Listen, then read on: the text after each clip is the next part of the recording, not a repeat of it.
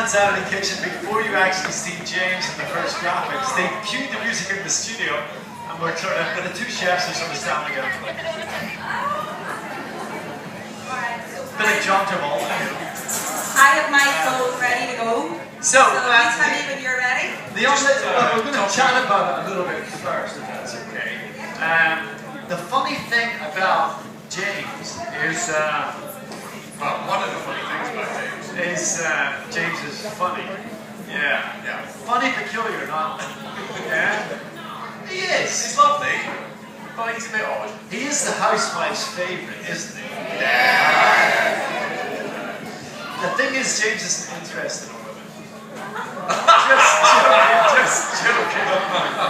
He's got the most beautiful girlfriends who dump him all the time. True?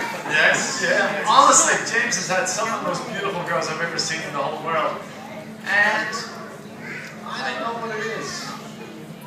No, it's not coming to me either. Yeah. I must have something. But we've been a good mate with James just now for about 17 years maybe. And he is very competitive, James. He is very competitive. And he's very, very good. He's a very good chef. He was the hardest guy pretty much to beat inside the kitchen. Certainly before Gino came along. And then Gino was easy to beat in the early days. And then he got this whole patter thing going, and he'd come into the studio and he'd come down there and he'd be smooching with you and stroking your hair.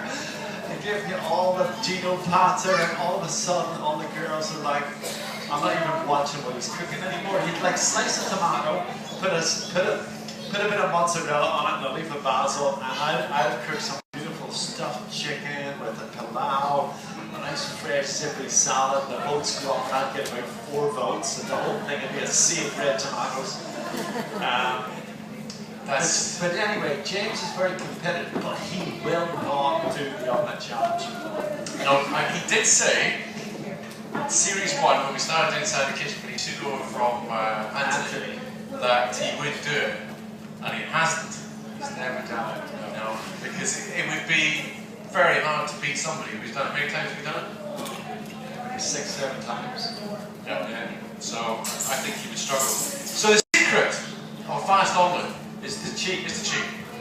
So before the omelette cooking part, there's the telephone calls. So we're answering the questions. While we're answering the questions, you can't actually watch us on the telephone. Do not tell them this. Have you ever heard of Twitter? Oh yes. Don't. Because I discovered the cheat. And the only person I've told is him and Lawrence Keown. And we're all in the top 5. Funny that. So see if you can spot the cheat. There's actually 2 things. One of them I'll tell you. I'll tell you one of them. You know, they say the Irish are stupid. It's not rocket science that the more eggs you can get rid of before they go in the pan, the quicker your omelette's going to cook, right? So you blatter about, and maybe you can get rid of about 3/4 of an egg before it goes in the pan, and hey presto, you're 2 seconds quicker. It's not rocket science. Now, the whole thing about the omelette challenge inside the kitchen is they have an overhead camera, yeah? And James has a feed going into his ear from the production booth, and it's them who pretty much more or less call whether it's allowed in or not. Because what they want to see is something that looks kind of like an omelette. And if you've seen Kids Out of the Kitchen, you know what I mean by kind of. It just has to look passable. If it looks like a map of Northern Ireland, or Ireland, weeping all over the place, it's not going to make it in. But they give him a call. James knows then, okay, it's an in or an out, but it's a bit of a giggle.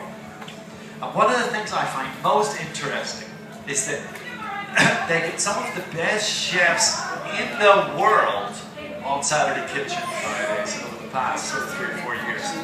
And it's kind of funny to watch a 3-star Michelin chef getting all competitive and messing up the omelette challenge.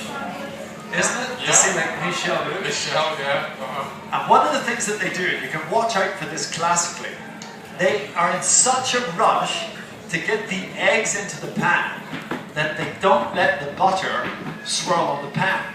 Now, if you put the eggs in the pan before it's coated with oil, what's going to happen? You'll get a layer of eggs sticking to the bottom of the pan, which then acts as a complete insulation, and nothing cooks anymore. And you've got a 3-star Michelin chef, one of the world's greatest chefs. And oh my God, he's taking ages and it looks terrible. And he's getting all flat and he's getting a bit nervous because he's finished and he goes for the exit and it's half cooked, half not cooked, and he's going, what happened there? Because it all happened so quickly. It's a bit of a riot. So what we do is we get the butter in, eggs, we generally whisk the eggs in the pan. What you're trying to do is, the butter is melted, the eggs go into the pan, and classically with an omelette, you want to warm the eggs in the pan until they start to warm en masse and form curds. And as they form the curds, then you let it settle, you fold forward, you shape it nicely at the front, and then for the exit, we don't turn it out with a spatula, all we do is bam, that's it. So, easy, huh? That's the theory. That's the theory.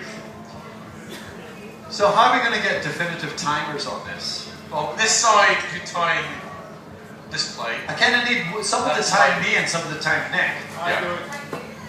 So Richard's got a...